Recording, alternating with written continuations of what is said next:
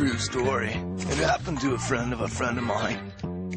Clinton Vance was a guy I went to school with. He was always a bit of a scaredy cat.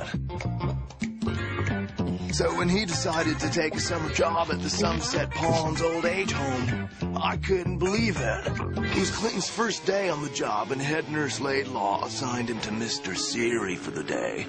This is Mr. Seary's banking day.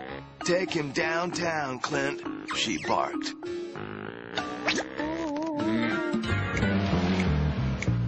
On the way to the bank, Clinton stopped to get himself a soda pop, and Mr. Seary another packet of personal hankies. He couldn't have been gone more than 5 minutes, but they say that 5 minutes is all it takes.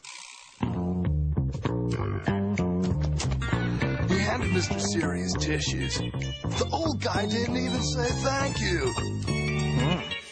In fact, he didn't say a single word on the whole trip to the bank. Clinton just figured he was, moody.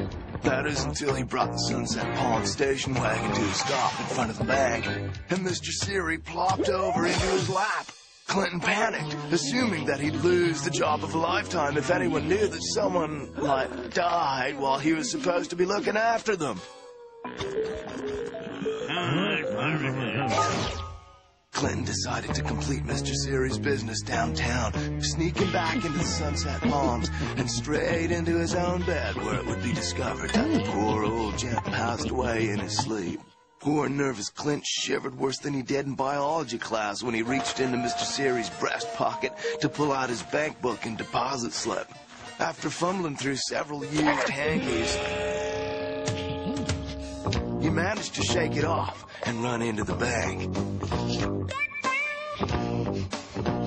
Inside the bank, Clinton made the deposit. But before he could run out, the clerk saw that there was a message on Mr. Seary's file. They needed to head out to the bank manager's office to sign some papers.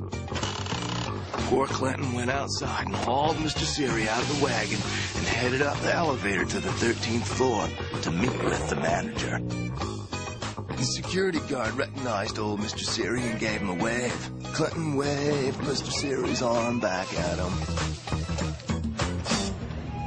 Finally, they got up to the 13th floor.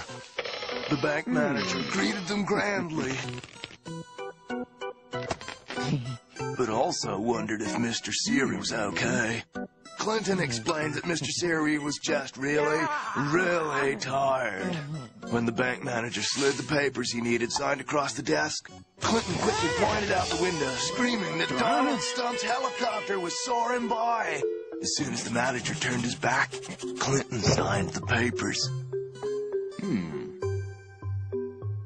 Clinton and Mr. Seary got back to the elevators, only to find an out-of-order sign. Whoa, 13 flights is quite a bit for Clinton, even on his own. Surprisingly, he did just fine wrestling the limp Mr. Seary down the flights. Well, 2 of them anyway. Unfortunately, Mr. Seary found his own way down the remaining 11 stories. Finally, Clinton got him into the car in one piece and went back to Sunset Palms. After tucking him into his bed, Clinton dusted himself off, regained his composure, and ran to Nurse Laidlaw's station. "Come quick! Mr. Seary is, well, you know, he's ceased to be," he yelled.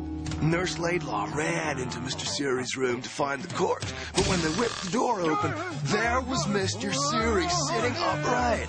Poor Clinton stammered about being positive Mr. Seary was deceased. The Nurse Laidlaw explained Mr. Seary suffers from narcolepsy. He falls into a deep sleep when you least expect it. The nurse and the interns laughed. Old Mr. Seary wasn't laughing, though. Aside from wondering why his head hurt, he was his old self, calling for his jelly dessert and a bedpan. This is a true story. It happened to a friend of mine who decided to get a different job, like at a mortuary.